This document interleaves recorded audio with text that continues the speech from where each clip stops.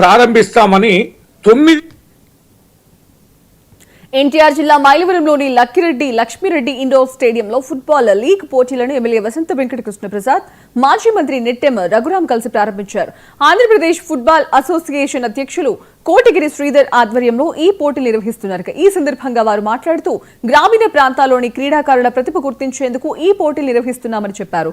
ప్రభుత్వం క్రీడలను ప్రోత్సహిస్తోందని పేర్కొన్నారు.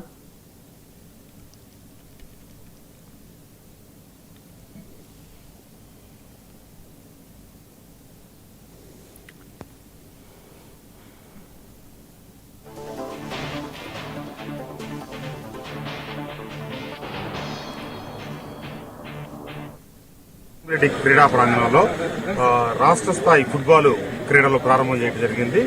అధ్యక్షులు మాజీ పార్లమెంట్ సభ్యులు కోటగిరి శ్రీధర్ గారి ఆధ్వర్యంలో, అట్లాగే లక్కిరెడ్డి హనుమరెడ్డి గారు, ప్రకాష్ రెడ్డి గారు, నెట్టెం రఘురావు గారు అందరం కలిసి ఈ ఆటల పోటీలు ప్రారంభించడం జరిగింది.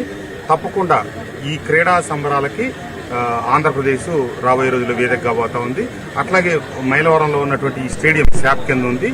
దాన్ని హనుమరెడ్డి గారు దీన్ని డెవలప్ చేయటం, అట్లాగే శ్రీధర్ గారు దీని మీద పూర్తిగా బాధ్యత పెట్టి ఈ కార్యక్రమాన్ని మైలవరంలో నిర్వహిస్తారంటే ఆ క్రెడిట్ అంతా శ్రీధర్ గారిదే.